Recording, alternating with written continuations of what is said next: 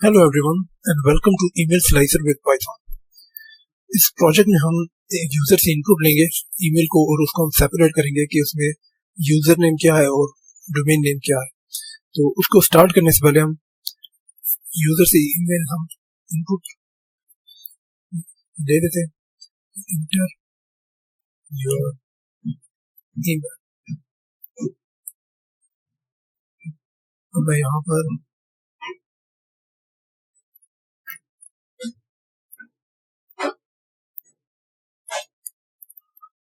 ये एक email address मैंने इनपुट किया। अब मैं यहाँ से यूजर नेम सेपरेट कर लेता हूँ। यूजर नेम ईमेल और मुझे यहाँ पर email.index तो होगा कि ये जो email.index मैंने कॉल की है इसमें जो एड्रेस साइन है इसका इंडेक्स जो है वो रिटर्न हो जाएगा।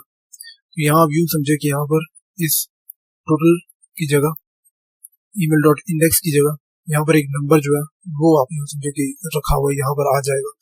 तो उसके बाद ये होगा कि स्लाइसिंग जो है 0 से लेकर उस नंबर तक जो स्ट्रिंग होगी वो आप समझे कि रिटर्न होगी और वो इस यूजर नेम में सेव हो जाएगी।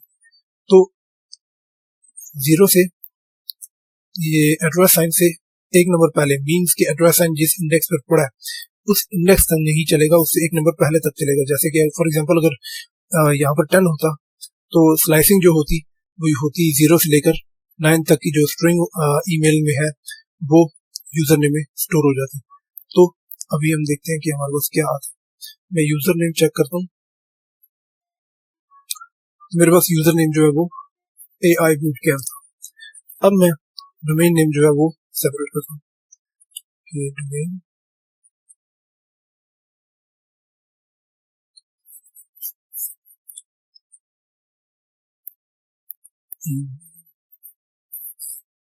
और यहाँ पर क्योंकि डोमेन नेम लास्ट में पड़ा था इस बार मैं email.index जो है वो स्टार्ट में रखूंगा।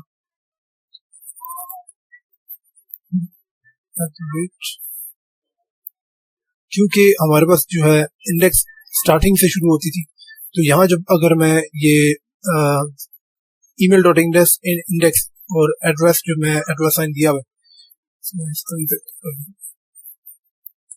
तो यहाँ पर जो नंबर रिटर्न होगा वो वहां से लेकर अगर मैं इसको लास्ट में इस पर ब्लैंक छोड़ता हूँ तो वो लास्ट तक एग्जीक्यूट करेगा, लास्ट तक स्लाइसिंग करेगा। तो हमें क्योंकि @ साथ नहीं चाहिए, क्योंकि अगर इसको मैं एग्जीक्यूट करूं और मैं डोमेन नेम चेक करूं तो ये जो एड्रेस साइन है ये साथ आ रहा है। तो हम सिंपल ये करेंगे कि हम +1 डालेंगे। इससे ये होगा जो एड्रेस साइन है वो हमारे पास नहीं आएगा इसमें, और उसके जो बाद की है एंड तक वो सारी हमारे पास स्ट्रिंग जो है डोमेन नेम में सेव हो जाएगी। जैसे अभी ये, और अब मैं जब चेक करूँ तो ये मेरे पास सेव हो चुका। तो ये एक छोटा सा प्रोजेक्ट था। मैं इसमें अगर मैं एक प्रिंट भी कर लेता हूँ कि प्रिंट यूजर नेम, जो यूजर नेम है मेरे पास वो है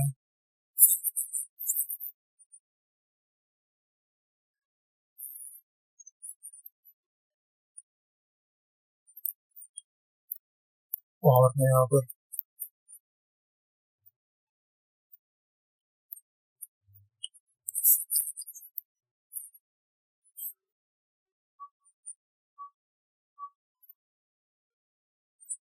डोमेन नेम मेरे पास था